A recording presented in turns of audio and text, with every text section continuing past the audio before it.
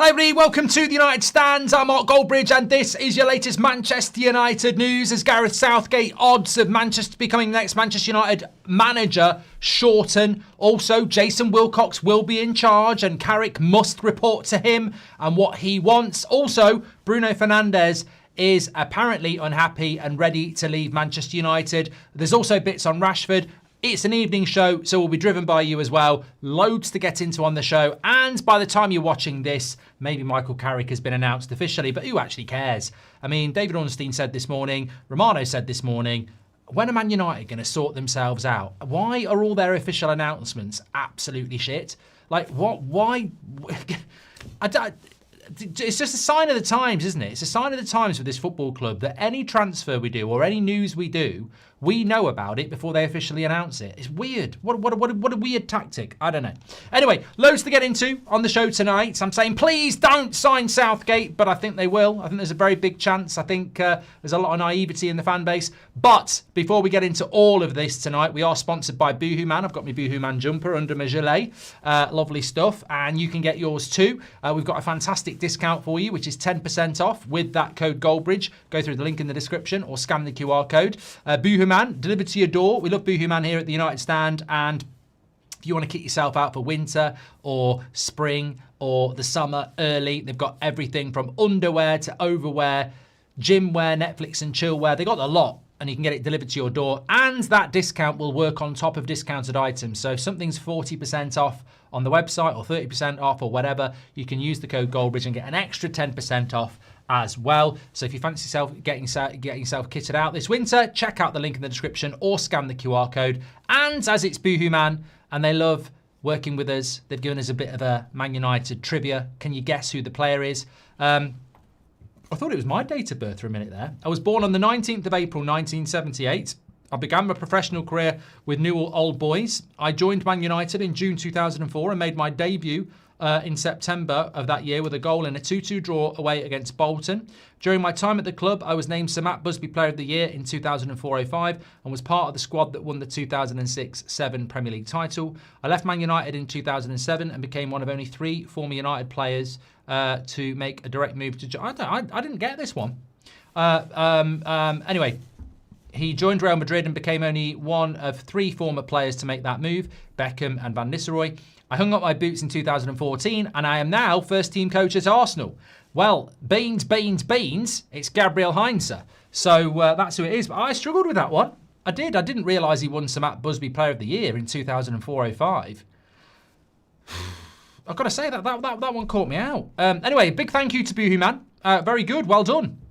And don't forget you can get extra 10% off with the code Goldbridge. Well done if you got that question right as well. It was a good one. It was a good one. Okay, let's get into the show tonight. Lots to get into. We're going to talk about the Bruno story. It's coming in from iPaper. And they've also got a bit of comedy coming in about Onana as well. Apparently, Onana thinks if Man United recruit a manager that wants a ball-playing goalkeeper, he might get a call to come back. Mate, you've got no chance of coming back to Man United. If you were the last goalkeeper on earth, I think they'd rather put Johnny Evans in goal and get him out of retirement. You've got no chance, bro. Absolutely. Why am I saying bro again? I'm trying to be down with the. I don't even think many people say bro, do they? But anyway, look, he's got no chance. That's what you got. You got no chance. He's deluded. He's absolutely deluded. I mean, imagine if he sat there at home. My phone's going to ring anytime now. We can't go out anywhere. It's going to ring. Yeah, mate. It's not. Have I been cut off? No, it's working fine. Ring me. Oh, it worked for you. They must have got engaged when you were ringing. Yeah, the only thing that's getting engaged is your goal when someone has a shot. For once, we agree, Bruno. We both need to part ways, says Sulay. Well, we'll talk about Bruno in a minute, but I want to talk about Gareth Southgate first of all, because it was a very memorable show this morning. I was up at the studio in Manchester. I found out that Steve Holland is going to be one of Gareth Southgate, Michael Carrick's assistant coaches for the next few months. And look, Robert McCormack FC was in the chat going, well, he's a really good coach, Steve Holland. He worked under Ancelotti. He's a really, really good coach. Answer me this. Did Steve Holland work under Gareth Southgate for a decade? Yes, he did. I don't care if he worked with Ancelotti. He worked with Gareth Southgate for a decade. And people seem to want to go, well, he's a really good coach. He's a really good coach. He's actually a really good coach. Leave him alone. He's a really good coach. Did he work with Gareth Southgate for 10 years? Yes, he did. He did. And I've spoke to a couple of journalists this afternoon who were saying, well, the official line is that Michael Carrick chose him, but it's not going to do anything to extinguish the rumours that Ineos are going to appoint Southgate, because he's worked with Southgate. So, look, to all those people who are saying, oh, it's just a coincidence. It's a coincidence. Michael Carrick's chosen him. He's just here for a few months. It's got nothing to do with Southgate. It's a coincidence, is it? Right? He was the assistant coach to Southgate for 10 years. Man United need a manager. They need a yes man, and Southgate's waiting. Yeah? It's not a bloody coincidence, is it? You know what? If you're at a party, right, and there's a girl you like, and she walks up the stairs with a guy, and it looks like they're going to get it on, and 15 minutes later, she comes back down, hot and sweaty, and he comes down fisting his mates. No, fist pumps. No, he's too tired for anything else. Do you think they just went up for a chat? Do you think they went up for a chat? Or do you think it's a coincidence? Do you think she's just had a big poo on the toilet or something and he was waiting till after? No, they've probably had it off. Yeah? It's not a coincidence. They've probably had it off, right? And I want to make it clear, I'm not saying that Steve Holland is dressed as a woman taking Gareth Southgate upstairs, because I don't want to go down that road. But what I'm saying is, I don't believe in coincidence, right? When you've got a coach that's worked with Gareth Southgate for 10 years, and he comes into Manchester United as an interim coach for 6 months, and Southgate's free and we need a manager in the summer, I'm sorry, I ain't just going to sit back and go, ooh, that's a coincidence, isn't it? Ooh, I wonder. Oh, it can't be. It can't be. So look, you can believe what you want to believe, and the rest of us will believe what we want to believe. Gareth Southgate is now officially third with the bookies.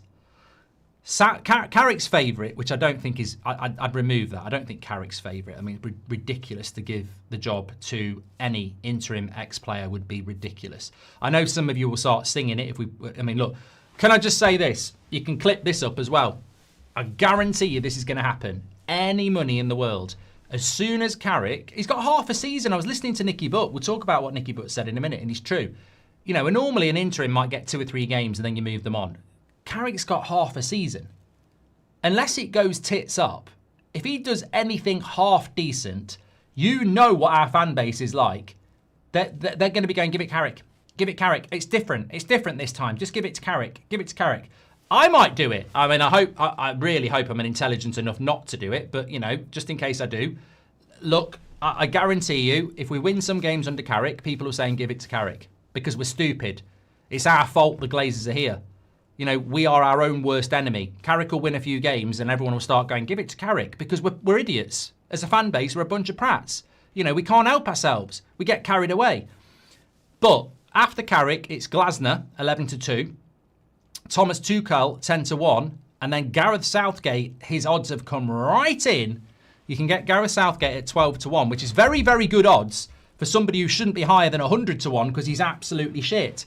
So, look, don't talk to me about, oh, it's just a bloody coincidence. I think there's a very, very, very good chance that Man United might go there. Considering, and anyone who says United aren't that stupid, considering they were seriously going to give it to Solskjaer last week. So don't tell me they won't give it to Southgate when they were considering going back to Ollie. Of course they would. Of course they would. Absolutely.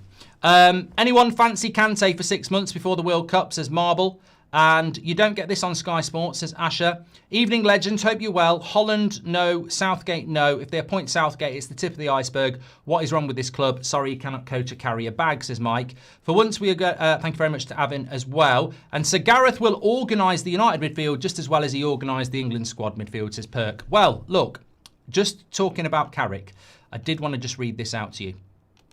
This is from Rob Dorset, who works for Sky. He says, it's been made clear to me that United want to appoint someone who knows the club really well. Someone who could hit the ground running and not be overawed by the size of the job. Some of the United bosses felt Ruben Amorim, despite his 14th-month tenure at Old Trafford, was still surprised how huge the club was. Hold on a minute. Rob, hold on a minute, right? You're a journalist for Sky. Do you just take information and regurgitate it? Are you a client journalist? Some of the United bosses felt Ruben Amorim, despite his 14-month tenure at Old Trafford, was still surprised by how huge the club was. Can I have the names of these United bosses, please?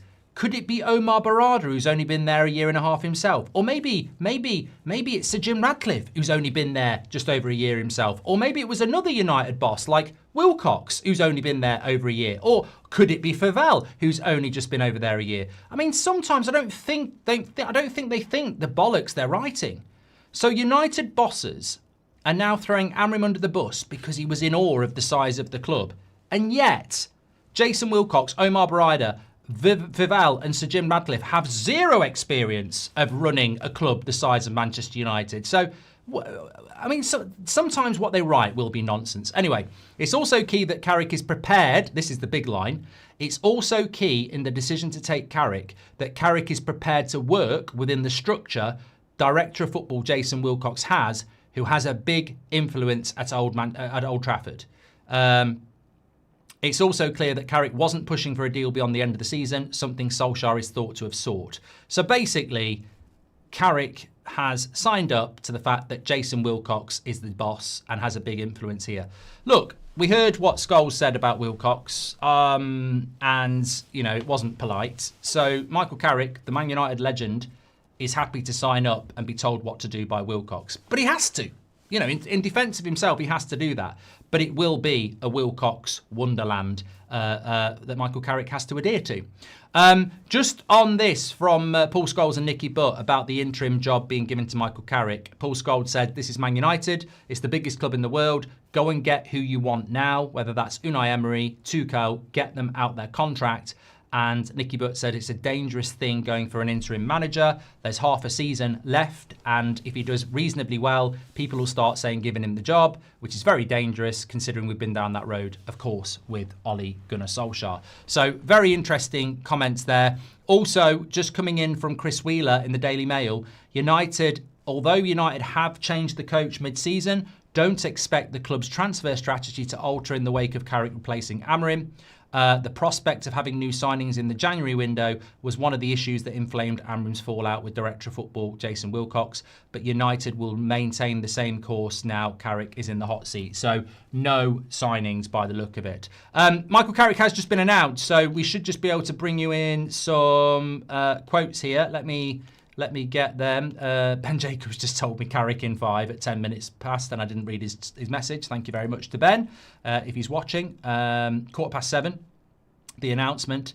So let me just see if I can get the quotes for you, because I'm presuming they'll be on the website. Still got to talk about Bruno.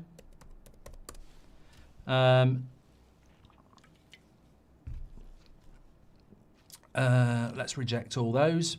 No, I'm not subscribing to MUTV. So where's the latest? Michael Carrick. So here we go. Manchester United is delighted to announce the appointment of Michael Carrick as head coach of the men's first team until the end of the season. Carrick played a load of games. Yeah. Michael Carrick said, leading Manchester United and having the responsibility to do it is an honour. I know what it takes to succeed here. My focus is now on helping the players to reach the standards we expect, which we know that this group is more than capable of producing. I've worked with a number of the players already and have obviously continued to watch the team closely. I have total belief in their talents, dedication and ability to be successful here. There is still a lot of fight for this season. We're ready to pull everyone together and give the fans the performances that their loyal support deserves. Jason Wilcox, Director of Football and Massive Pratt, said, I've added that. Manchester United have not put that on the website. It says Jason Wilcox, Director of Football. I've just got to make it very clear. I added Director of Football and Massive Pratt for comedic effect, and also because that's what I think of him. It's only my opinion. That's just my opinion. It's not shared by anyone at the United stand, well, it probably is, or Manchester United Football Club. Anyway, Jason Wilcox said, Michael is an excellent coach and knows exactly what it takes to win at Manchester United. He's ready to lead our talented and determined group of players for the remainder of the season as we continue to build the club towards regular and sustained success. We intend to do that with me sticking my big nose in and not buying players in the midfield. And we're absolutely convinced that buying kids who aren't ready will also be a very big feature in my master plan. Yours, King of the World, Jason Wilcox. I've added all that in as well. Carrick will be supported by Steve Holland, Jonathan Woodgate, Travis Binion, Johnny Evans and Craig Mawson. The club would like to place on record its gratitude to Darren Fletcher for his leadership during the last week. Fletcher will remain as lead coach of the under-18s, playing a pivotal role there. So there you go. It has been now officially announced. You know what? A few people aren't happy about Woodgate coming into the club. Look, I've just realised I've said something that I didn't really want to go into. I don't really know masses about it. I mean, look, Woodgate played for Real Madrid after what happened, and he also has worked with Michael Carrick at Middlesbrough. I vaguely remember something involving him and a court case, and I can't remember if he got found guilty actually. So look, few people aren't happy that Woodgate's called in. I've seen people going, "Well, we can bring Woodgate in, but Greenwood gets kicked out." Look, at the end of the day, it was a long time ago. It's an interim job, and do we really want to go down that road? I think that there are more bigger things to worry about at Manchester United, in the sense of our ownership, our director of football, and I really don't think it's going to end up being, long term anyway. Who would your ideal coach be in the summer, says Bon? Well, look, now that we've got Michael Carrick, I'd sort of kept this back. I just want to say this. I sort of agree with what Nicky Butt said about it being really dangerous. I think this situation we're in is really dangerous. It's not as dangerous as having Solskjaer because he clearly wants the job long term, and hopefully Michael Carrick will be true to his word and step away in the summer no matter what. But if United drop a contract on his table, he might not walk away.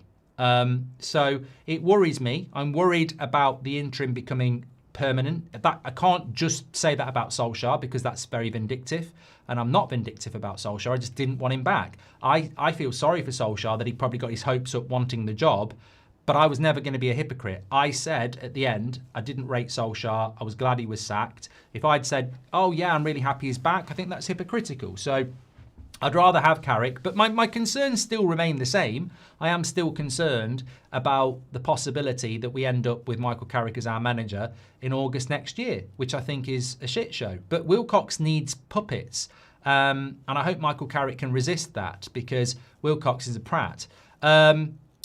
There's a long way to go. I think that the pitfalls, and we can only talk about this now, it's official. The pitfalls are we've got 17 games left. If he gets us into 6th place, I think there will be a movement in this fan base. We all know it, to say keep him. 6th place, and I think people will say keep him. I think the media will push for it as well because it's an English coach. So, that worries me a lot because I think it will set us back. But I also don't see a way back with this ownership anyway. So I don't know what the future is for Manchester United. I'd rather have Michael Carrick than Gareth Southgate in the summer. I'll tell you that for free. So, maybe that's worth bearing in mind. But look, I think for Michael Carrick, the biggest concern for me is that there is no midfielder coming in. That's the biggest problem. There is no midfielder coming in at Manchester United, and these people in charge of the football club are just clueless. I mean, how they can just think our midfield is okay. And I heard what Michael Carrick said about Mainu as well. He said he doesn't see him as a 6; he sees him more as an 8. So, which I think is probably Mainu's best position, but if he's not going to be the 6, Casemiro's not got the legs and Agate's not good enough. So that's what we've got for the rest of the season. Casemiro, Agate and Mainu for 2 positions. So I worry about the midfield. I also worry about the defence. You can only pick 2 centre-backs and we've got a lot of options. So what's the right combination? I think Maguire's too slow and injury prone. De Ligt's not fit at the moment. Martinez, I think, has to be in the team, but in a 2, he can have problems. Yoro and Heaven, how do you give them game time now? We've got a lot of centre-backs. I worry about Yoro and Heaven. Where are they going to get the minutes? There is no Cup. There is no Europe. We need to win every single game. Will he go with experience now? And that's the end of Yoro and Heaven's season. So there's a lot to see. What about Ahmad, as YX says? So look, it's going to be very interesting, but Obviously, it all starts with Man City, which is why I'm doing the watch along at 8 o'clock. I want to have a good look at City ahead of Saturday and see what they're all about. Jason Wilcox says, welcome back home, Carrick, the bigger club in the world. Show some love in the chat. I heard Pulisic was Carrick's non-negotiable, says Alex. Underrated club legend. Happy to have Carrick back, says Stuart. I mean, I wish him well. I like the player. How do you coach passion and strong desire to fight and win? Carrick cannot succeed with players that already have those qualities, and our players simply don't. Another guaranteed failure, says Aka. Well, look, listening to what Michael Carrick's got to say, because I want to talk about Bruno, but listening to what Carrick's had to say there about trusting these players, getting the best out of these players that he knows are good players, he's lying. He's lying. I'd say that. You'd say that. He knows that it's not as simple as going, right, lads, let's really do it this time. You know, you are good players. Let's play well every week this time. Let's just do it this time. They might do it for a few weeks, but they won't do it forever. They're not capable. They're not capable, right? You know, if you've got somebody that, you know, no matter what, cannot learn French, but will keep trying to learn French, that never will learn French, they'll never learn French. And it's the same with Manchester United. These players have had so many opportunities, they're not going to suddenly become consistent. So, you know, Carrick's saying all the right things, but deep down, he'll know. He trains these players. A lot of these players, you know, he got the sack as well, you know. Ollie was the manager, but Carrick was the assistant coach. He lost his job as well. You know, he saw what these players are like. On their day, they can beat anybody, but on another day, they're fucking rubbish. So he knows that. He's just got to try and get something. You know, Michael Carrick has basically got to go and milk a cow that's got no milk, you know? He's got to get blood out of a stone. You know, he's got to get a circle in a square hole. He's got to try. Of course he's got to try, but ultimately it'll come down to the players. It doesn't matter what he says. I don't think those players can deliver. Carrick played decent football at Middlesbrough, ultimately got the sack for bottling it when it really mattered. Mid-table finish, here we come, says One Each Wonder. I think the interesting thing with Carrick, before we talk about Bruno, is that he is, you want a good start. You know, I was up at the studio today, I was talking to Ryan, the producer, and Beth, and I said, neither of them think we'll beat City. And I said, I think we've got a chance. I don't think we've got a chance at Arsenal, but I think we've got a chance at City. If he could get something out of City and then a draw at Arsenal, that'd be a great start. If he loses both games, you know, the trouble is, when you go in as a manager, if you lose your first two games, the glamour, the shine, the aura, the excitement dissipates instantly, doesn't it? So he's got to try and get something out of these first two games, because if he does, that might be some momentum to build upon. And it's a Manchester derby as well, and he's played plenty of Manchester derbies. So I'm hoping that Man City, we can get something out of that. And then if we lose to Arsenal, at least we can say, well, we beat Man City. 3 points out of 6 isn't too bad. But it's a hard start. And you can talk the talk, but if you lose your first two games, you know, the players are going to be like, oh, yeah, he's not invincible, isn't he? So, look, it's very interesting. Woodgate played with Wilcox at Leeds as well, says Patrick Lynch. Of course, he bloody did. Who would be my ideal coach in the summer, says Bon.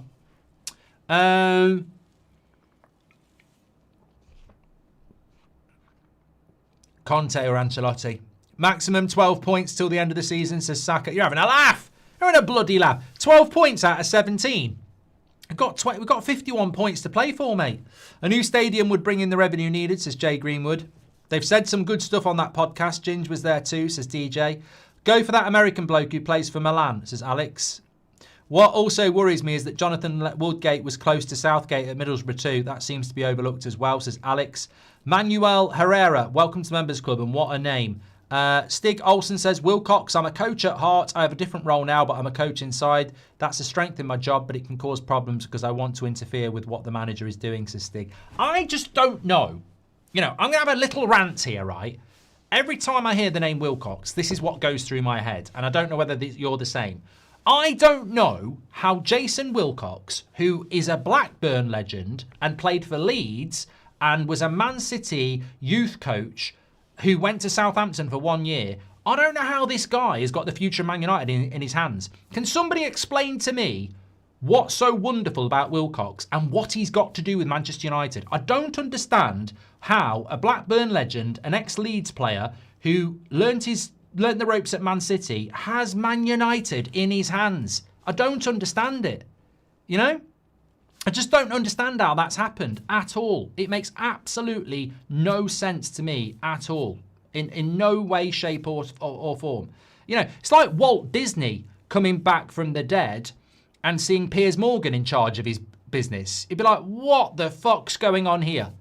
You know, I built Disney. You know, I'm a great artist and you've got a piss artist in charge now. What's going on? You know, rolling around in his grave. It doesn't make any sense to me how Wilcox has this job and how much power he's got as well. You know, Amrim was sacked because Sir Jim backed Wilcox. And he's doing it, he's backing him again now on who the manager's going to be in the summer. It's Wilcox's way. And I'm like, he's got no pedigree. He's got no CV. He's got no fans. He's got no ground. Do you want Sam? No, I just don't. Every time I hear Wilcox or mentioned in the chat, it just makes me think, how did he end up in this position of power? You know, he's like he's been over-promoted. Is he related to Sir Jim? You know, like they found out Delo's related to Amrim. Can we phone up, you know, what's it called? Ancestry.com. Is there any link between Wilcox and Sir Jim? Because I don't understand how he's got this job. I really don't. I don't understand how he's got all our mood in his hands. I bet he goes to bed going, I've got the whole world in my hands. I've got the whole wide world in my hands. I'm Jason Wilcox. I'm Jason Wilcox. I've got the world in my hands. I'm Jason Wilcox. But no, on a serious light, you have to laugh about it. You have to joke about it because I just don't understand how he's ended up in such a good position. So Gareth will organise I've done that one from Perk. Thank you very much. Right, I want to talk about Bruno next. Can you give us an update on the Man United call you had today, says Kean? Yes. Okay. So I was on the morning show and my phone rang and it said Manchester United on it, right? Some bloody Zoom went, well, yeah, he's just changed the name of somebody in his phone and then got them to ring him. Mate, I'm too bloody lazy for that. I don't even script my shows. I just go live, have a look at your comments and make a show out of it. I'm too lazy to do that. It was Man United ringing me. Basically, it was Jason Wilcox saying, can you please stop? No, it wasn't. Please, can we be friends? No, it wasn't. It was Manchester United ringing me. You know what it was? When was the last time I went to a United game? You've never been, you Forest fan. That wasn't me saying that wasn't the truth coming out. That was somebody having a joke. I took Seb to the Brentford game, didn't I? That was the last time I went. So last season, went to watch Brentford with Seb. So they've rang me about 4 times since then.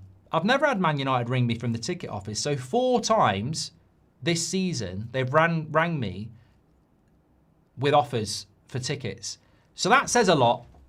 That says a lot. I'd meant to mention that before, actually. So it was Man United ringing me up, asking me about tickets, which I've never had in 20 years. I've never had Man United ring me up. So they must be struggling to sell tickets, I presume. Carrick just said he sees Mainu as an attacking midfielder, not a holding one. How is that different from what Amram had been saying as well, says Raymond. Hire Southgate and imagine the protests, says Ray. Well, you will be imagining the protests because we've still got the Glazers 20 years later. Wilcox is a better coach than you'll ever be, says Jane Greenwood. You are Jason Wilcox, aren't you? Look, all right then. I'll tell you what. Me and Jason, let's put that to the test. I'm happy to do it. Can you give us update? I've done that one from Ken, and I remember you said in the summer Amram needs midfielders now, not next summer. Who knows even if he'd be here? And you were right, says Chick. Well, I bet I wasn't the only one who said that.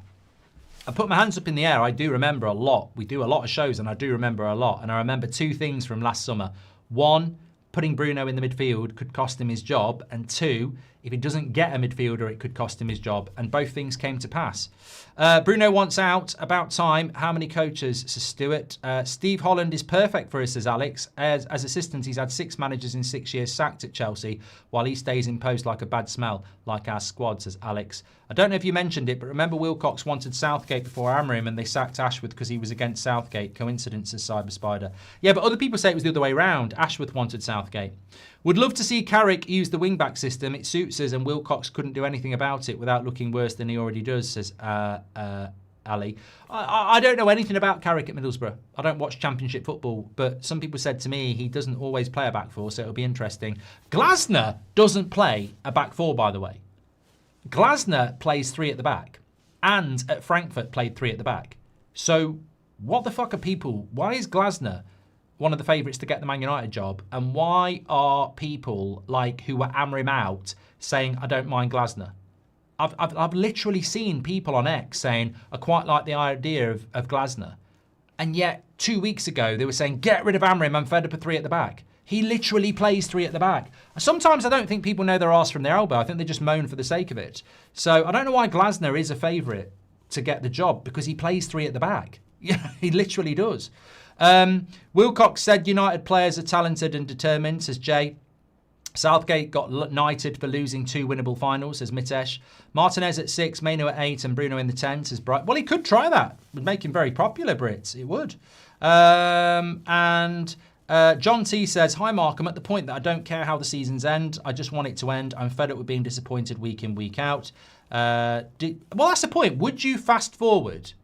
Would you fast forward to the end of the season now, given the chance? I don't think I would ever fast forward life. I think it's a mistake to do that. It's a gift. But in a way, I would sim it. In a way, I would sim it because, you know, realistically, the only curiosity, if Carrick's going anyway, and we're getting a new manager in the summer, and all that really matters, do we get Europe or not? We could just sim it and see what happens. I mean, are we really going to learn anything? But no, I wouldn't, but I understand why people might. Racing Incident says about the call, which we've done. It could be Carrick, Ollie, or Enrique. It still wouldn't matter because we have City and Arsenal coming up, and those 2 losses will be, by all means, end our season, says Andre. Welcome home, Carricky, says Jason Wilcox. Okay, I want to talk about this Bruno Fernandes thing. What would your 3-year plan be if you were sporting director, says Jacob? I have no plan unless they change the ownership. I'm just not going to offer that shit up anymore. I'm not going to pretend that there's a way back or a 3-year plan. I don't see one under this ownership. I think we're screwed, basically. I'd need a lot of money, which they haven't got. And I'd need to buy players over 26, which they won't allow. So I'm screwed, basically. I'm basically just trying to make them survive to build a stadium. Would you say Amrim's era was box office, says Spires? No. Glasner is favourite because he's free in June, says Ali. What is your ideal manager for us permanent from the Prem and just from any league? And do you believe Carrick can get us Champions League football, says Cals? I hope Carrick can get us Champions League football. I mean, one thing that we must take positively is the Premier League is shit this year. It really is shit. So, like, you know, if you look at the, and I can show it you, you look at the Premier League, right, at the moment, I think Amrim definitely would have finished in the top 6, and therefore you could make a case that we should finish in the top 6. Look, I don't see Brentford keeping a position there, so, but I do see Chelsea coming back. Newcastle could drop out as well. Arsenal, Man City and Liverpool should be in the top 4. Villa have got a very big lead, but you never know. Chelsea, Newcastle are better than us, but everybody's struggling for consistency. So, look, we've got an opportunity. We've got an opportunity there if we can start grinding out results. But I wouldn't say he's definitely going to do it. Far from it. Someone put Wilcox and Jim into the Epstein files, says Evan. Don't trust the phone call from United about tickets. It's an ambush. Wilcox and Sir Jim will be waiting at the door, says 1H Wonder. Southgate will take us to the promised land. Relegation, says 21st Century Vampire. Wilcox, Jim Radcliffe, if you know what I mean. Thank you very much. Okay, right, let me read you this about Bruno Fernandes, otherwise we won't get it done. And I definitely want to talk about it, being as it's in the title of the show and he's on the thumbnail. So,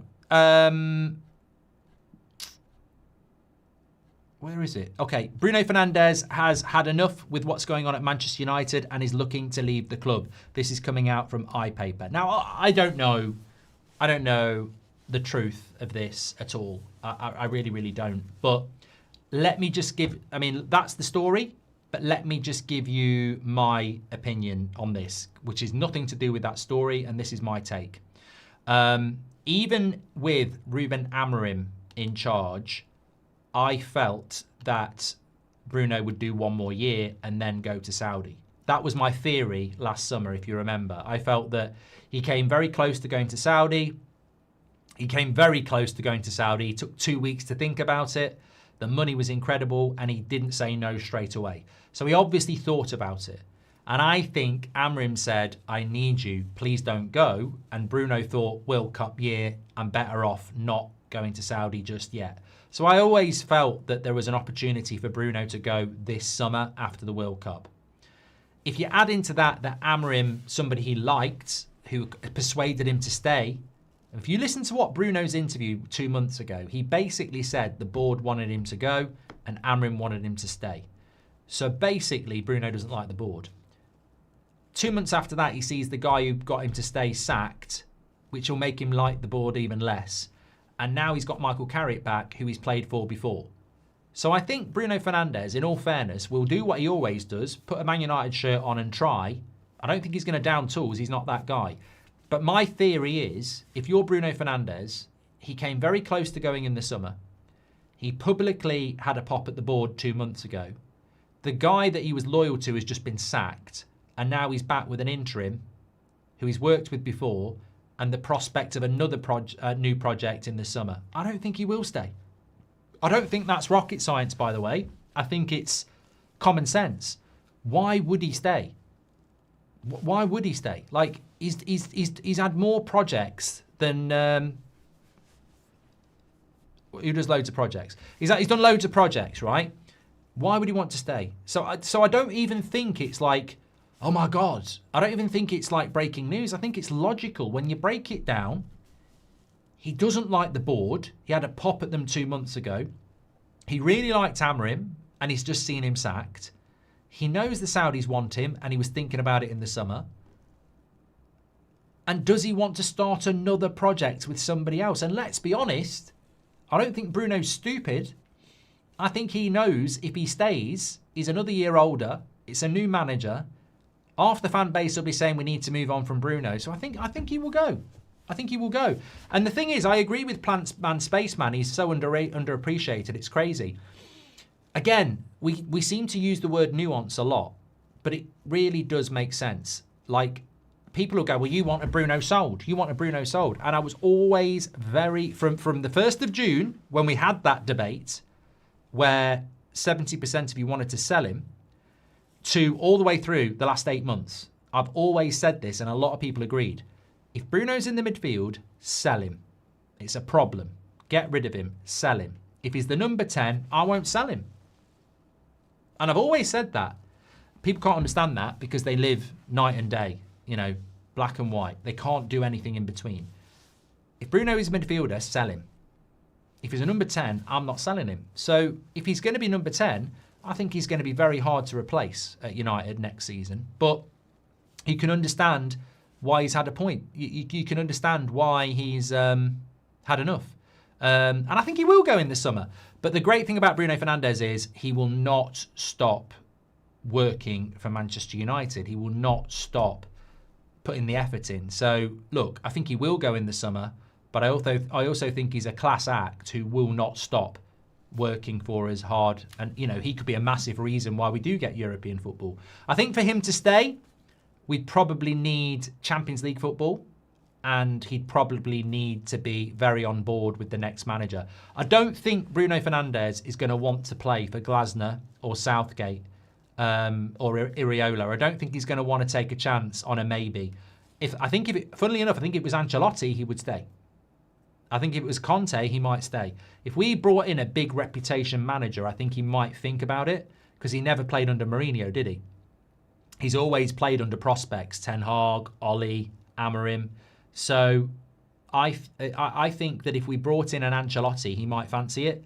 But we're not going to do that. We'll go for someone like a Glasner or a Southgate. And I think he'll say, no, I'm not interested in that. Also, Bruno Fernandes leaving Manchester United is quite a statement, isn't it?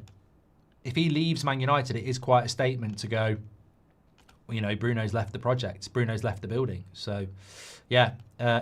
I don't know whether that particular story is true. You know, maybe it is, maybe it isn't. But I think we can all work it out for ourselves that he's probably had enough. And who could blame him? You know, why would you waste your time doing another? And also, most of all, he doesn't like the owners. He doesn't like the board. He called it out literally 2 months ago. So, you know, he's not like us. He's not stuck with this board. He's a footballer that can go and play somewhere else and be happy. I can't blame him for that. I really can't. Forget my last chat. I did forget. You guys were right about Ashworth wanted Southgate, but it's not good to go with the plan from the guy you sacked, says Cyber Spider. This is the second season Ineos have written off. It's insane, says River. What's your thought on Stuttgart's Sebastian Hoeneß? I know you watch Bundesliga. I was watching it before this, Jacob. They're such a good team.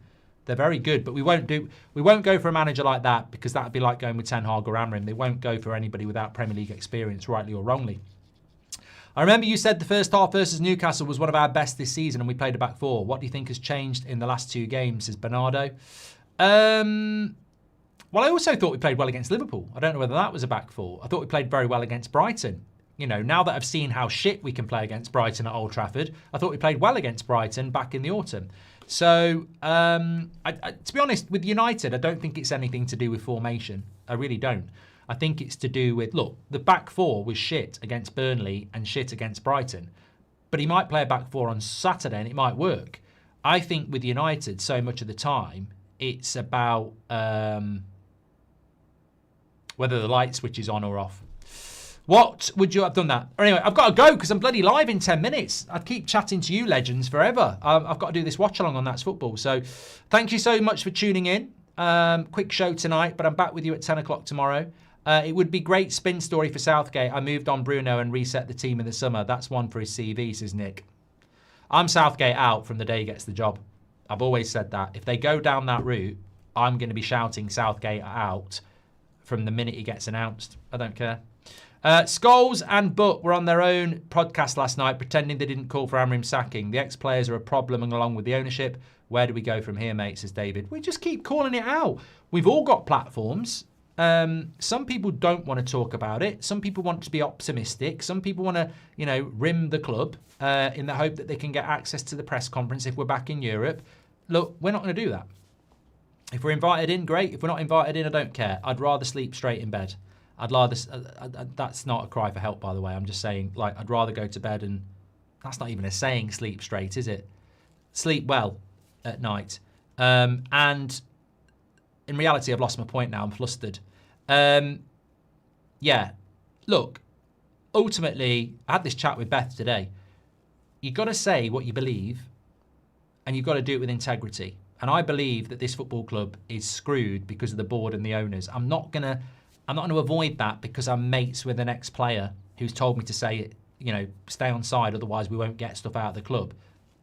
I'm not going to do it because I'm desperate to try and get something out of the club. I'm not going to do it because, you know, I think it's the right thing to do. I mean, and I don't think any of you should either. Do you think the players want Southgate, says Alexander? Well, knowing some of our players, they probably do. Bruno didn't criticise the ownership market. It was self-serving act as usual. If he didn't like, he could have left. I smell a new contract scheme, says Sheriff. I really have got to go now. I'll see you over on That's Football in about 5 minutes. Thank you so much for tuning in. Stay safe, and I'll speak to you in a bit.